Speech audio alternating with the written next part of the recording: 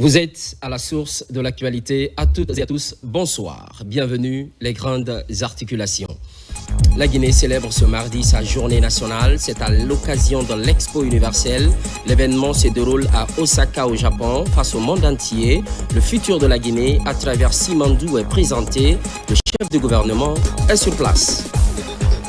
Afro-Precaria, retraite stratégique du Fonds de développement social et de l'indigence. Elle porte sur une série de formations, objectifs, outillés sur l'identification des partenaires techniques et financiers pour le soutien de cette entité humanitaire de l'État.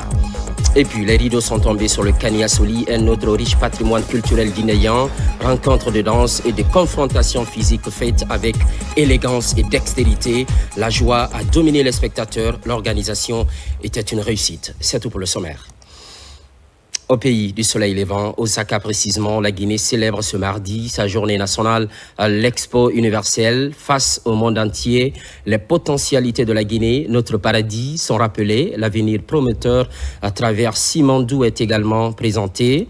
Sur place, le Premier ministre Amadou Ouriba à la tête d'une importante délégation. Karim Kamara, Kabasouma, envoyés spéciaux. Depuis 2 mois à Osaka, la fièvre suscitée par l'Expo universelle 2025 est loin de retomber. En ce mardi 10 juin, les drapeaux guinéens et japonais flottent sur les activités de l'exposition. La Guinée célèbre son National Day qui lui est dédié par le Bureau international des expositions. Un des moments forts de cette journée, présidée par le Premier ministre Amadou Ouriba, est la prestation de ses élèves percussionnistes. Ils sont issus de l'école du djembé de Mishima au Japon, fondée par le Guinéen Feu Mamadi Djembe Fola, le maître du tam-tam. Dès que Mamadi Keïta a apporté cette culture guinéenne chez nous, tout le village a embrassé de façon inconditionnelle l'usage du djembé. Depuis 15 ans, l'école est opérationnelle et cela a jeté une passerelle en guise de brassage culturel entre le peuple nippon et la Guinée.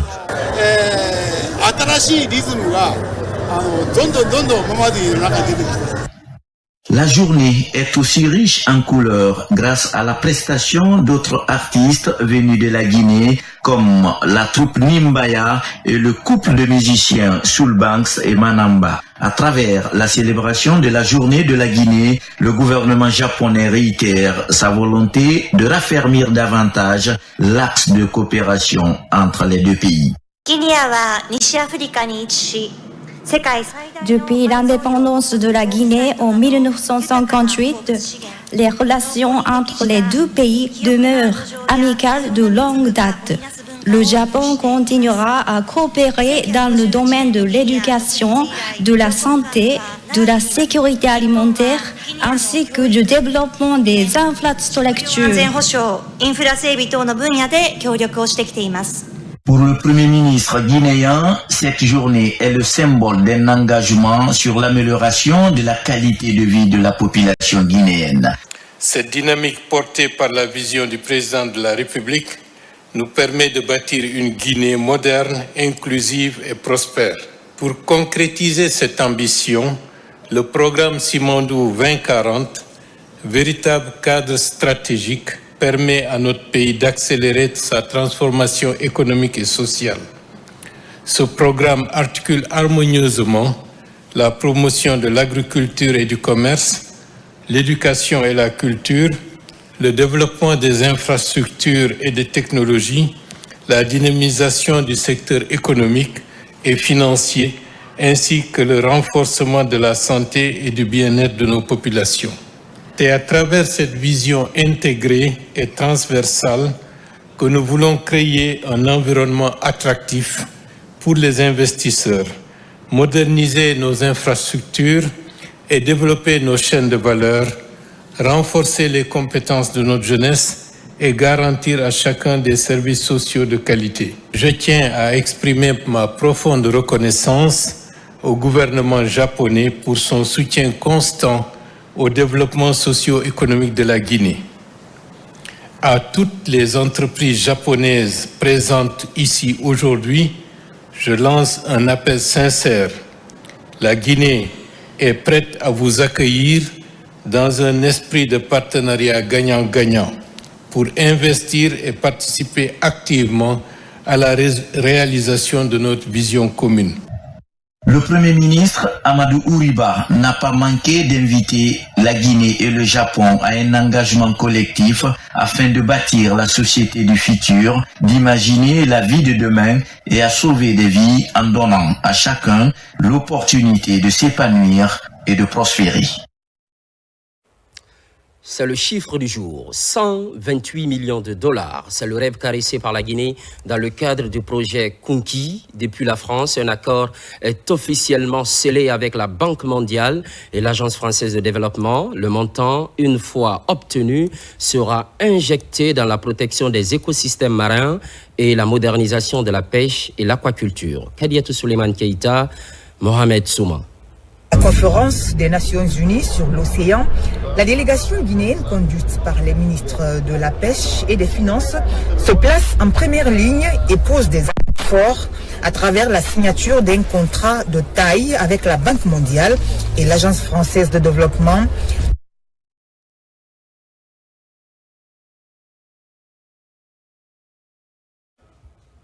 Retour au pays, recensement biométrique. Le processus est ouvert à la diaspora guinéenne au Maroc. Les opérations ont effectivement démarré. C'est toujours à l'extérieur, mais sur le continent. 2 semaines sont prévues. Les compatriotes établis dans ce pays ami décident de participer massivement à la réussite du PNRAVEC. Makemedonzo détail. Au Maroc, toutes les dispositions sont prises pour toucher un grand nombre de compatriotes. Des kits d'enrôlement sont arrivés à temps, les agents formés et assermentés, l'équipe du recensement au grand complet, face aux citoyens décidés de saisir cette opportunité d'être identifiés dans le fichier guinéen. Grâce ici à l'implication de M. l'ambassadeur, on a eu les kits. Donc comme les kits ont été obtenus, on a formé ici les membres de CAL, les membres de la commission administrative de recensement. En même temps, on a formé les agents recenseurs qui sont sur les machines. Donc, c'est le lancement aujourd'hui. Vous-même, vous constatez que M. l'ambassadeur a donné le ton. Il vient de se faire enrôler et tout le personnel l'a suivi. Cette forte mobilisation des compatriotes rassure l'ambassadeur Namori Traoré sur la disponibilité de l'attachement de la communauté guinéenne au Maroc face aux initiatives gouvernementales de notre pays. Avec les membres de l'ambassade, on a déployé les kits dans les différents sites, à savoir Agadir, Layoum, Dakhla, Marrakech, Casa, Fès, Tanger et Rabat. À l'heure où je vous parle, les kits sont déjà arrivés sur certains sites et par contre, dans certaines villes, les kits sont en route vu la distance. Mais en rapport avec la commission qui vient de Conakry, nous avons déployé les moyens nécessaires pour que tout se passe dans les bonnes conditions. Ces agents recenseurs ont jusqu'au 20 juin pour clôturer l'opération dans toutes les juridictions diplomatiques de la République de Guinée. Retour au pays, on fonce à Farana, sensibilisation toujours des citoyens, la coordination régionale s'implique, une structure de ressortissants qui sillonne les différentes sous-préfectures et districts du Sankara. Principal message, inviter les uns et les autres à se faire enrôler. Ibrahima Oulem Fofana. Dans la ville de Sankara, le président du CNT est au cœur d'une marche citoyenne. De l'aéroport au centre-ville, toutes les couches socio-professionnelles expriment tout leur soutien à accompagner jusqu'à terme le processus de l'enrôlement biométrique. Ici, à la Maison des Jeunes, les Sankaranka, à travers le gouverneur, réitèrent leur soutien. Nous voulons vous rassurer de la volonté ferme de la population de Farana et de nos ressortissants d'adhérer pleinement à la cohésion, à la solidarité dans notre région. Notre terroir est déterminé à suivre la voie tracée par le président de la République, le général Mamadi Doumbouya. À travers le programme PNRAVEC, nous réaliserons des résultats sans précédent au bénéfice de tous. Le Dr Dansa Kourouma n'a pas manqué d'inviter ses frères et sœurs de rester soudés derrière le général Mamadi Doumbouya, d'adhérer à l'idée de la nouvelle constitution mais surtout de s'enrôler. Général Mamadi Doumbouya. Général Leko, Kolema Molon, ministère de l'Assemblée Générale, Kofo Faranakadi. Général Leko, comment tu sais la Guinée Makandana, que la Guinée défense assurée, Kofo Faranakadi. Également, Sankranka, le gendarme Gilade, Ko Sambalma. Sambalma, Kolema Sambalma de nom, Kofo Faranakadi. Kolema général de deuxième section Silon, ministre Farana Marala, Fo Faranakadi.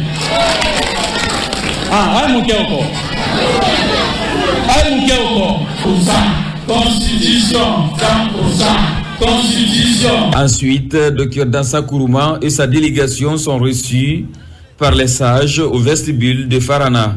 Là aussi, les efforts du président Doumbouya sont loués. Ici, le chef de l'État et l'ensemble des Guinéens ont eu droit aux bénédictions. Un cadre aussi propice pour les sages d'exposer leurs préoccupations. Cette foule en liesse mobilisée derrière Dr Dansa Kourouma, fils du terroir, est l'expression de la détermination des populations du Sankaran à soutenir les ambitions de développement du général président en faveur de la Guinée. Au même moment, dans la région voisine, Kankan, les lieux de négoce sont visés. Il est question de faire intéresser les femmes étalagistes à l'enrôlement biométrique. La campagne est menée par les cadres locaux du commerce, de l'industrie et des petites et moyennes entreprises. Fodé Bangali Fofana. Dans la campagne de sensibilisation pour une forte mobilisation autour du programme national de recensement administratif à vocation d'état civil, les cadres locaux du ministère du Commerce, de l'Industrie et des PME s'impliquent activement. Dans les marchés les plus attractifs de la ville de Kankan, comme Dibida, Sobé, Grand Marché, Saint-Kefra, en passant par Kankankoura, Bordeaux et Missira, le message est véhiculé en permanence par cette équipe de cadres des directions régionales et préfectorales du commerce, de l'industrie et des PME, en étroite collaboration avec la Chambre régionale de commerce de Kankan.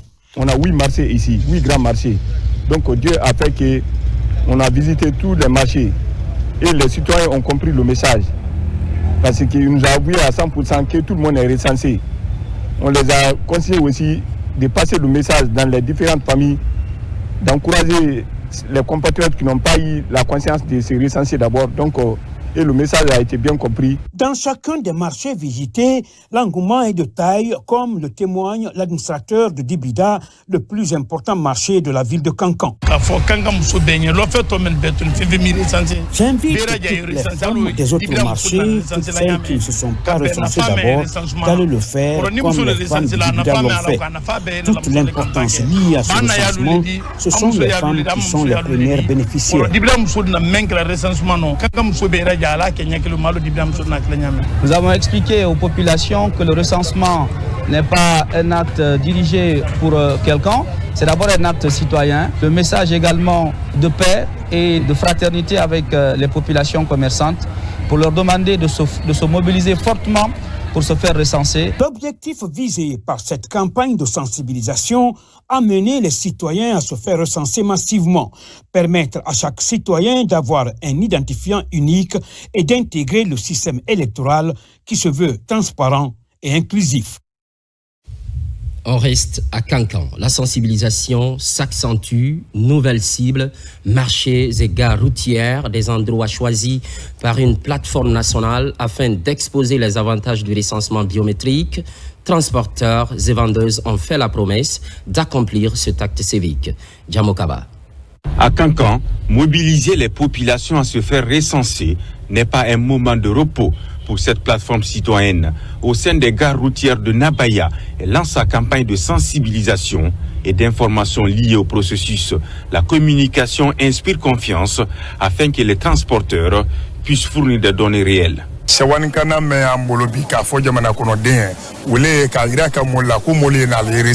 Les transporteurs sont contents d'avoir reçu cette campagne.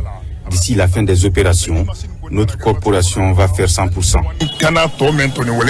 En tant que jeunes citoyens actifs, politiques, nous avons décidé de venir dans cette ville sainte accompagner les autorités en procédant aux sensibilisations et aux informations des différentes couches qui sont les chauffeurs, normalement dans les marchés, qui ont moins le temps de vraiment venir s'enrôler. Autre site ciblé, des marchés pour toucher la conscience collective. À Dibida, par exemple, la couche féminine affiche sa détermination pour jouer pleinement sa partition.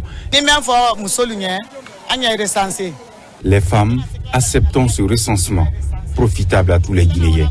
Au nom des vendeuses de Dibida, le résultat sera satisfaisant. Sur le terrain, je vois que le constat est vraiment encourageant parce que partout où on est passé, 90% des gens se disent recensés et nous on profite pour encourager de plus les gens à aller se faire recenser. Cet autre pilier de la refondation de l'État va permettre au pays de collecter les données indispensables pour la planification et le suivi et évaluation des politiques, programmes et projets publics de développement. Surtout Nabaya, la campagne se poursuit pour accroître la participation des citoyens. À Mamou, dans la ville Carrefour, l'Institut supérieur des technologies est mis à contribution. Plusieurs étudiants et enseignants se sont fait enrôler. Le dispositif technique a été fourni par la délégation spéciale. Les invités se multiplient à l'interne pour le succès du PNRAVEC. Mamadou Paté-Baldé, correspondance. Les institutions d'enseignement supérieur du pays s'impliquent activement dans la réussite des opérations de recensement biométrique. Ici, à l'Institut supérieur de technologie de Mamou, la cellule interne au plus multiplie les efforts pour informer et sensibiliser les étudiants et les enseignants-chercheurs sur l'importance du recensement administratif à vocation d'état civil. Les étudiants doivent se faire recenser et nous aider à communiquer avec les différentes familles pour se faire recenser aussi. Il faut qu'ils connaissent c'est quoi l'importance de ce document et ce document a quel impact dans la vie sociale, professionnelle de ce pays. Pour faciliter la réussite des opérations, la délégation spéciale de Mamou a mis à disposition des kits d'enrôlement devant aider les étudiants et les citoyens à se faire recenser. J'ai pu retenir qu'en se faisant recenser, à fonction des cartes, on peut se déplacer partout. À mes collègues de se recenser puisque ça nous aide et ça nous facilite aussi à se déplacer partout où on veut. Il est important que nous ne rations pas cette opération afin de pouvoir doter à notre pays un fichier propre et un fichier qui permet en réalité de donner des pièces d'identité et l'ensemble des documents administratifs à nos jeunes. Si on commence par les enfants de 10 ans, ça suppose que l'opération est tellement importante qu'elle ne va pas se faire tous les jours. Donc il est important que les uns et les autres puissent aller se faire recenser. Cette initiative du chef de l'État, le général d'armée Mamadi Doumbouya, pilotée par le ministère de l'administration du territoire et de la décentralisation à travers le PNRAVEC, permet à l'État de disposer d'un outil de gouvernance moderne dont le rôle est de faciliter la sécurisation des données et de garantir l'accès équitable aux droits civiques et sociaux pour l'ensemble des Guinéens. Consultation médicale gratuite, reboisement et sensibilisation sur le PNRAVEC, un cocktail d'activités réalisé suite à la Tabaski d'Onkenkula. C'est le nom de l'initiative, ça se passe à la baie avec l'offensive des organisations locales. Sarafedine Diallo, Abdoulaye Diallo. Kulato Kosiri, village agro-pastoral et religieux fondé depuis plusieurs siècles. Aujourd'hui, grâce à l'unité d'action des fils et filles ressortissants et résidents de cette localité, des infrastructures sociales de base sont visibles à l'image de cette adduction d'eau, cette école et ce poste de santé. Nous avons fait des bénédictions et nous allons faire des bénédictions pour eux, parce que les vieux, c'est ce qu'ils peuvent faire. Et qu'à chaque fois qu'ils viendront, et encore leur prodiguer des conseils pour que la relève soit assurée au niveau de notre localité, tant à Kulato Kosiri que dans la commune rurale de Diari. Je profite donc pour saluer vraiment la bravoure des jeunes et des sages de Diari et de Kulato Kosiri pour cette initiative. À l'occasion de la deuxième édition de Donkinkula, l'Union d'action pour le progrès de Portal Kulato Kosiri en collaboration avec l'association de développement intégré des Diary, ont déroulé un paquet d'activités. Il s'agit de la campagne de consultation médicale gratuite et le reboisement. On a collaboré avec l'ADID Diary. Nous avons organisé ensemble pour que la population va bénéficier de la santé, parce que la santé n'a pas de prix.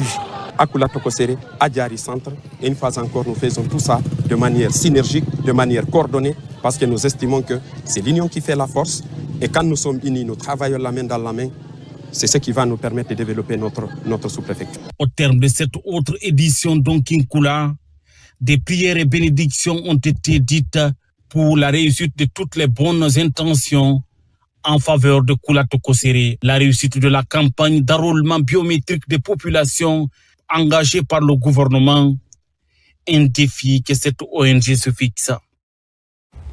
Sur tout autre plan, identification des partenaires techniques et financiers, un défi pour le Fonds de développement social et de l'indigence, une retraite stratégique a lieu dans ce sens à Forêt-Karia pour renforcer les compétences. La session a pris fin. Noumousso Yakite pour le point. Lancée il y a quelques jours, la retraite stratégique du Fonds de développement social et de l'indigence prend fin à Forêt-Karia. Durant 3 jours, cette retraite a été un cadre de réflexion important pour le FDSI afin de définir un plan d'action pour les années à venir. Elle a permis de mettre en avant les réussites passées, mais aussi de mettre en lumière les obstacles et les défis. Cette retraite stratégique, elle a été un véritable laboratoire d'idées. Un espace de renforcement de capacité et surtout un moment privilégié de cohésion d'équipe. Nous avons eu l'occasion de réévaluer nos méthodes de travail, d'identifier les globes d'étranglement, mais aussi et surtout de tracer de nouvelles perspectives pour l'amélioration de nos services et l'atteinte de nos objectifs. Portée par la direction générale du FDSI, cette retraite stratégique a permis aux participants d'aborder plusieurs thématiques visant à structurer plus efficacement les interventions du FDSI sur le terrain. Cette retraite stratégique nous a permis d'approfondir des domaines clés tels que la prise en charge sanitaire des indigents, le développement social et l'innovation. Nous repartons de cette retraite avec une motivation renouvelée et un sens accru des responsabilités, qui nous donne une feuille de route précise pour les 3 prochaines années. Votre retraite qui se tient à ce moment crucial en est une parfaite démonstration. C'est un avantage comparatif à envier. La direction du Fonds de développement social et de l'indigence a organisé cette rencontre scientifique dans le but de se conformer à la vision sociale du président de la République, le général Mamadi Doumbouya. Une vision qui met l'inclusion des personnes vulnérables au centre des politiques publiques. Au chapitre éducation, examens nationaux. Quelques jours nous séparent du lancement. L'heure est au dernier réglage. C'est le cas de la commune de Kaloum. Autorités et acteurs développent une synergie d'action. Il s'agit de la désinfection des salles de classe. Bref, l'assainissement général. La Croix-Rouge est associée. Mounir Bari, explication.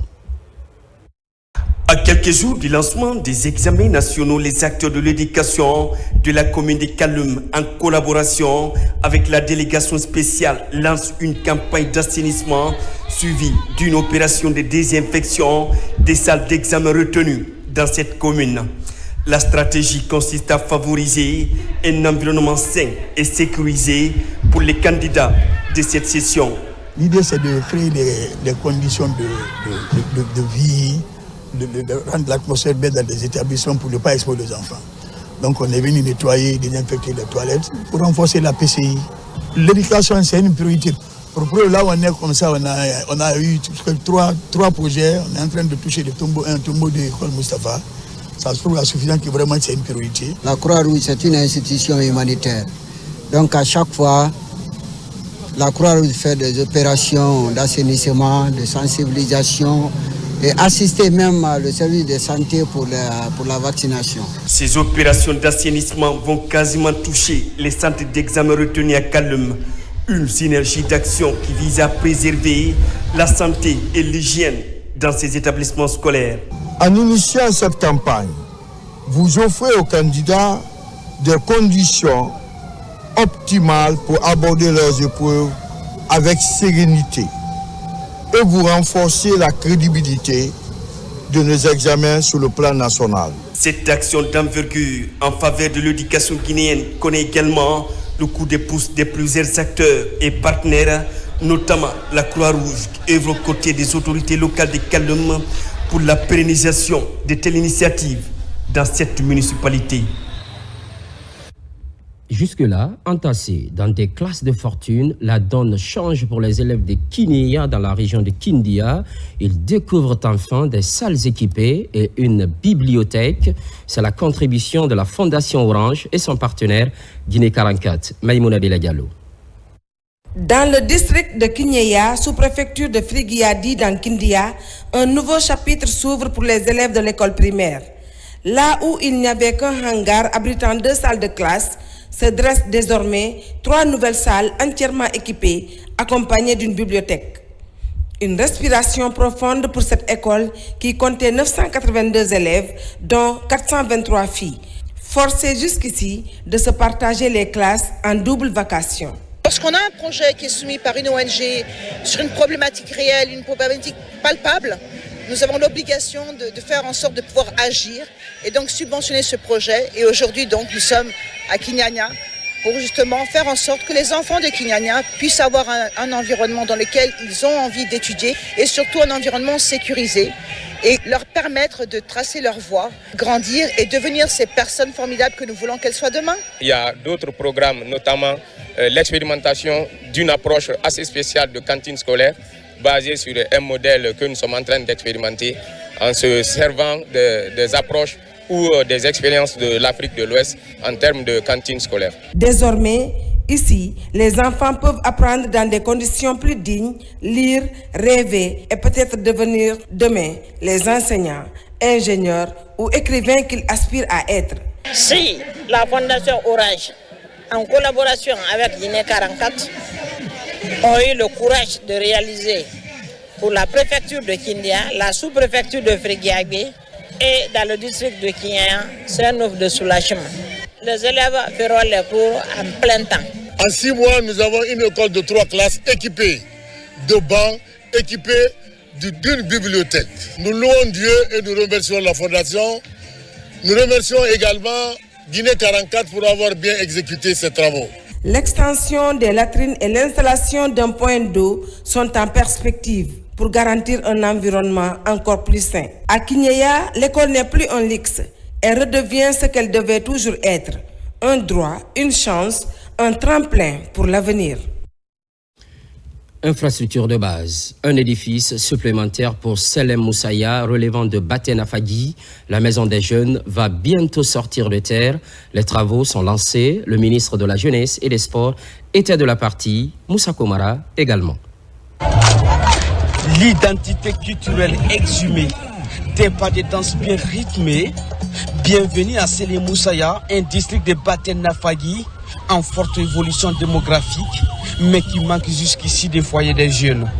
Le gouvernement, à travers le ministère de la Jeunesse et des Sports, décide de construire pour la première fois cet espace de loisirs où les jeunes pourront développer des activités socio-éducatives. Le président de la République a décidé de s'occuper des Guinéens. Vous avez vu évidemment ce qui se passe dans les grandes villes. Et donc il est nécessaire aussi qu'on ait un programme pour les districts, pour les sous-préfectures.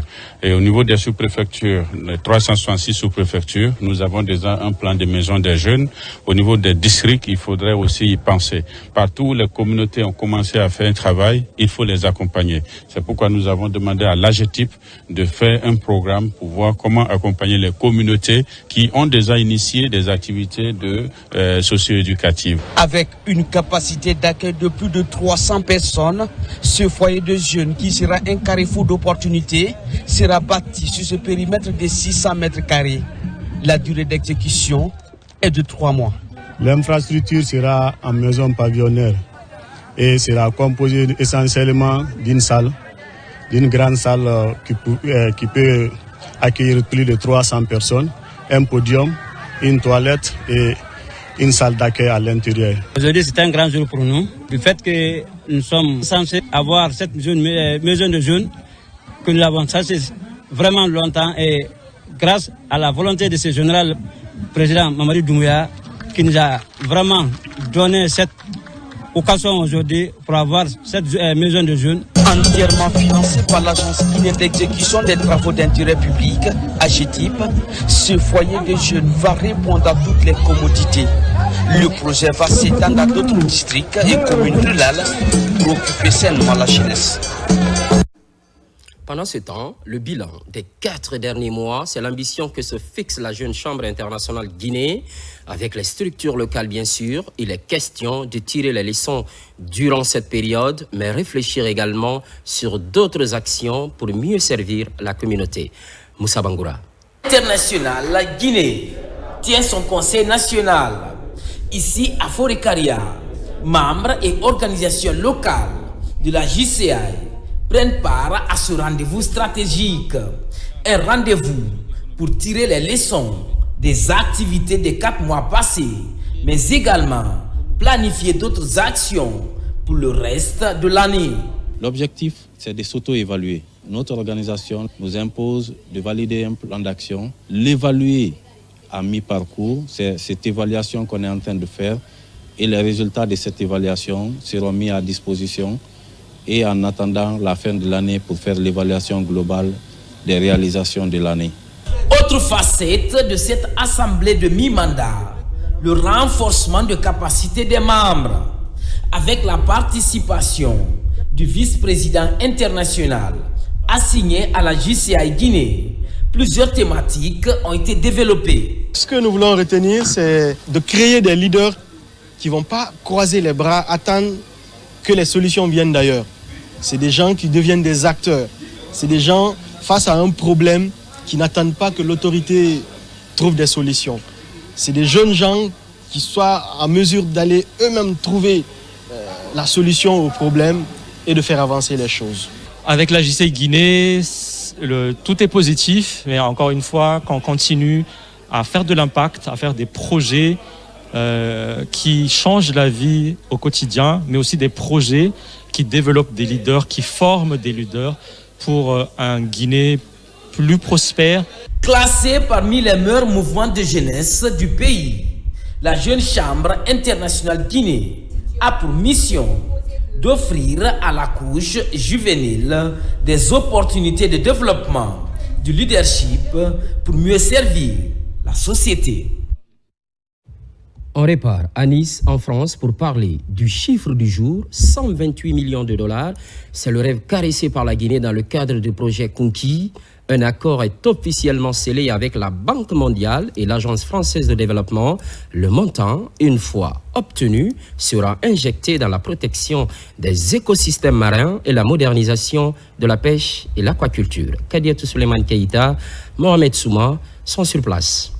La conférence des Nations Unies sur l'océan, la délégation guinéenne conduite par les ministres de la Pêche et des Finances se place en première ligne et pose des actes forts à travers la signature d'un contrat de taille avec la Banque mondiale et l'Agence française de développement.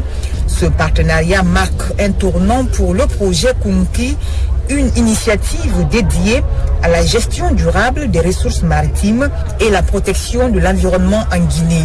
Et nous sommes ravis d'avoir signé avec Monsieur le ministre des Finances et Madame la ministre des Pêches un nouveau financement en faveur de la mise en œuvre du plan de développement halieutique de la Guinée, qui est un très beau projet avec nos partenaires de Problou, de la Banque mondiale, avec évidemment le ministère des Pêches, pouvoir travailler sur la pêche durable, l'aquaculture et un certain nombre de sujets qui sont à la fois importants pour le développement économique de la Guinée. Le projet Conquis, à la fois stratégique et porteur de changement, est une étape importante dans les efforts de la Guinée pour développer des solutions durables et renforcer la coopération internationale dans le domaine maritime. L'exemple de cet après-midi est une illustration parfaite.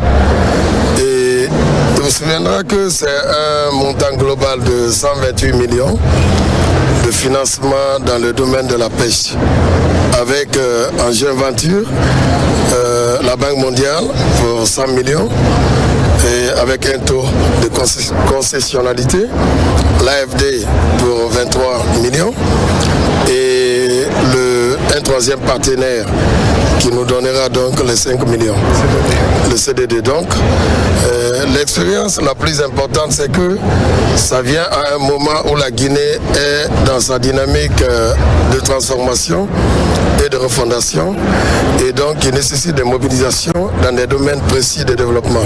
Ce projet vient en appui à la vision du général Mamadi Doumbouya et de son premier ministre chef du gouvernement, M. Amadou Ouriba, qui place vraiment sa priorité, le secteur de la pêche, qui intervient non seulement dans l'emploi, dans la préservation de nos eaux, et aujourd'hui marque la signature de l'engagement de l'AFD au secteur de la pêche. Par cette signature historique, la Guinée affirme son engagement en faveur de la protection durable de ses ressources maritimes avec le soutien de la Banque mondiale et de l'Agence française de développement. Le projet Kunki incarne une véritable opportunité pour concilier développement économique et préservation de l'environnement maritime. Festivités culturelles. À la faveur de la Tabaski, Gekedou a fait l'expérience cette année, une initiative des fils ressortissants, des animations purement mamaya ont rythmé la ville, en plus de la réjouissance, renforcer la fraternité selon les organisateurs. Adam Amara, Mohamed Lamine Kamara. Située à plus de 600 km de Conakry, au lendemain de la fête de Tabaski, la ville de Guéguédou continue de vibrer au rythme des festivités de retrouvailles autour des danses traditionnelles. Il y a de cela 7 ans que l'association des fils ressortissants et amis pour le développement de Guéguédou, AFRADEG, s'investissent non seulement pour l'émergence de cette préfecture, mais aussi pour le rayonnement des valeurs fondamentales de la culture guinéenne. Aujourd'hui, notre objectif est d'attirer le maximum de personnes à Guéguédou. Quand il y a la présence humaine, tout peut marcher. Donc c'est un vrai sentiment de fierté de participer à la relance de Guéguédou. Le président général Mamadi Doumbouya, il n'a qu'à nous regarder et il saura que Guéguédou pourra le soutenir. La ville de Guéguédou a doublé le volume de recensement et il la rajoute. Le fichier, il est vraiment bien fait. Guéguédou, c'est une ville martyre. Guéguédou a connu la rébellion. Guéguédou a connu tous les maux dont la Guinée a souffert dans ces dernières années.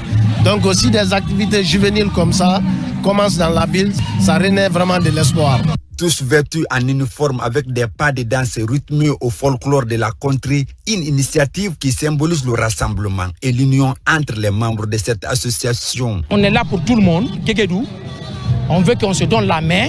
C'est la paix avant tout. AFRADEG a été créé uniquement pour ça. Sans oublier le président de la République, général Mamadi Doumbouya, qui fait assez d'efforts pour la paix, pour tout le monde. Il veut que tout le monde rentre ensemble et puis on sort ensemble, on rentre ensemble. Le Fouta est l'invité d'honneur de cet événement.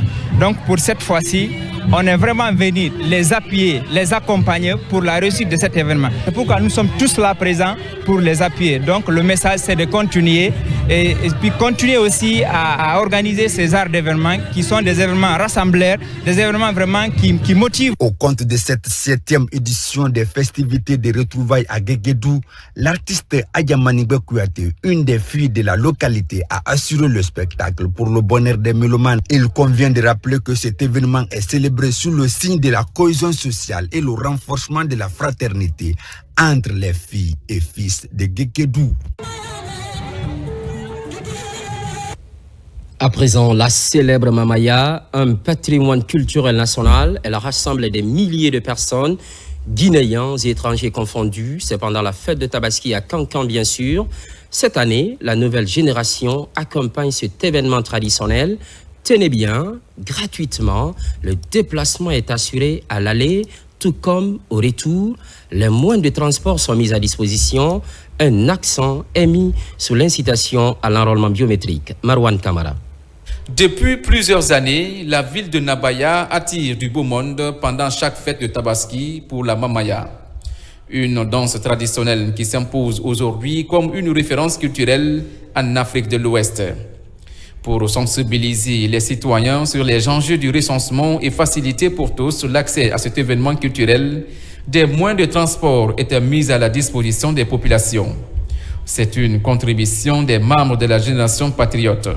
Aujourd'hui, Génération Patriote vous offre le plus grand confort de voyage. Au-delà de ça, nous offrons aussi un service. Le manger est offert gratuitement dans le bus. Il y a un service médical qui est présent sur place. Le retour aussi sera encore fait dans le même bus afin que tout le monde soit rassuré que Génération Patriote est là pour toute la Guinée. Et Génération Patriote décide d'accompagner le président de la République dans toutes ses initiatives pour le développement socio-économique de la Guinée. La gratuité de ces bus a contribué à améliorer la participation des populations à la célébration de la danse traditionnelle de la Mamaya et de créer une dynamique positive autour de la valorisation du patrimoine. Honnêtement, je ne croyais pas trop. Je suis vraiment satisfaite de l'accueil, la prise en charge d'un voyage gratuit aller-retour. Tout est confortable. Je suis vraiment content d'avoir cette opportunité pour aller fêter à Cancan. Vraiment, je vous remercie. Longue vie à vous et longue vie au président de la République, Mamadi Doumbouya.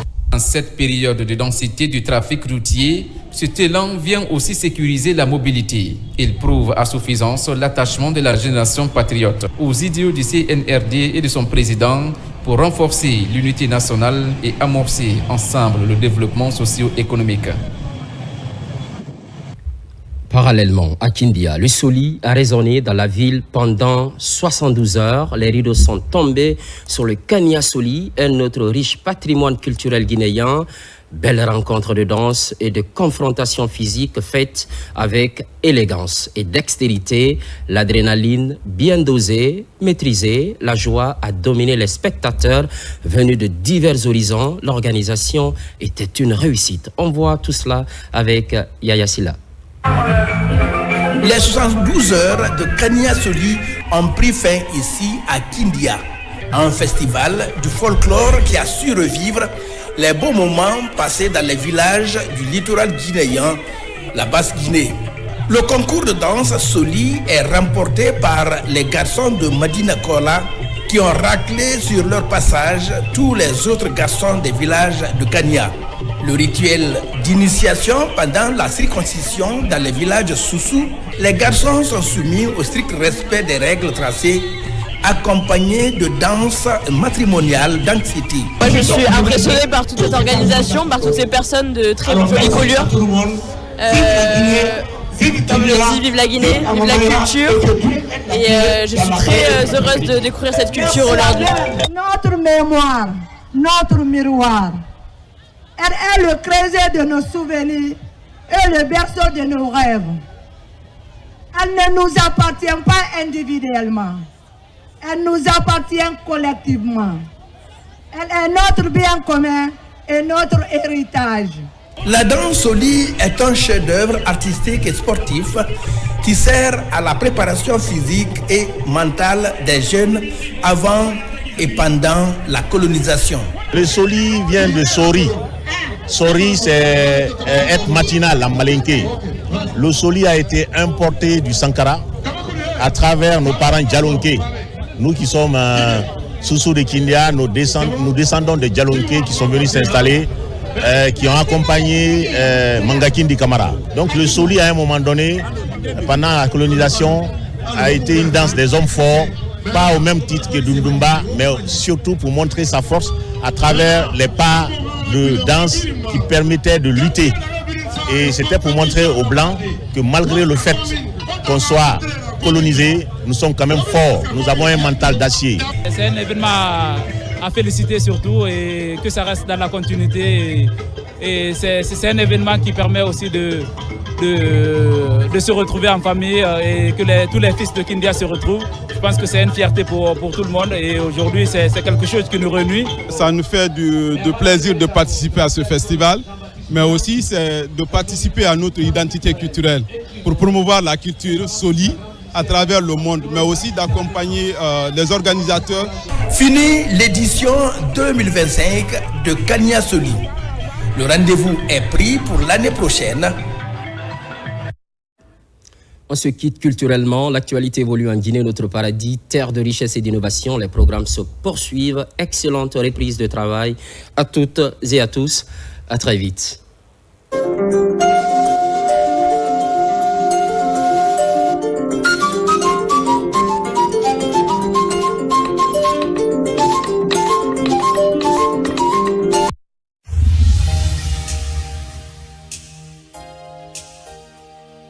chers compatriotes, fils et filles de toutes les préfectures, de toutes les sous-préfectures, des quartiers et districts de notre pays, je vous adresse aujourd'hui un message d'unité, de responsabilité et de fierté.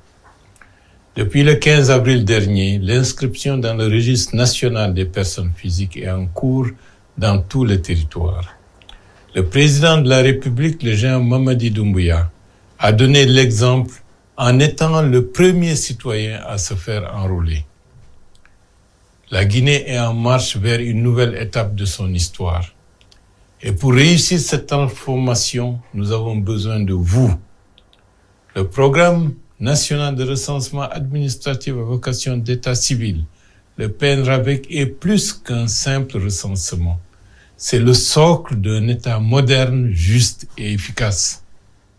Grâce au PNRAVEC, chaque citoyen obtiendra une identité légale sécurisée, un accès simplifié aux services de santé, d'éducation, à l'emploi, à la protection sociale et pourra participer pleinement à la vie démocratique de notre pays. C'est pourquoi j'en appelle à tous les ressortissants de nos localités, où que vous soyez, dans le pays ou à l'étranger. Mobilisez-vous pour vos villages, vos villes, vos familles. Soutenez vos communautés à se faire enrôler massivement. Informer, accompagner, encourager chaque citoyen inscrit est une voie pour l'avenir. Chaque enfant enrôlé, c'est une école mieux planifiée. Chaque femme enregistrée, c'est un droit consolidé. Chaque ancien recensé, c'est une histoire reconnue. Le recensement, c'est aussi un outil de justice territoriale. Il permet à chaque localité d'être mieux représentée, mieux dotée, mieux servie. En vous mobilisant pour le PNRAVEC, vous participez à donner à votre préfecture, à votre village, la place qu'il mérite dans la construction nationale. Notre force, c'est notre unité. Notre avenir, c'est notre engagement. Allons tous nous faire recenser. Encourageons nos familles, nos communautés, pour que demain, aucune localité ne soit oubliée. Pour une Guinée mieux gouvernée, mieux servie, plus solidaire. Je vous remercie.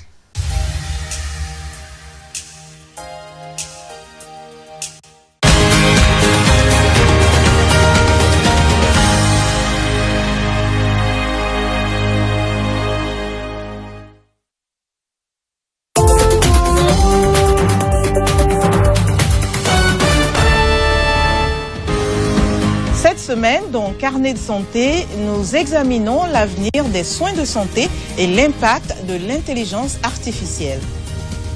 Nous découvrirons une nouvelle thérapie génique qui pourrait changer la donne dans le traitement de la drépanocytose. Ensuite, nous assisterons à un essai clinique sur la thérapie par immersion pour les lésions cérébrales et médulaires. Enfin, comment les écrans d'ordinateur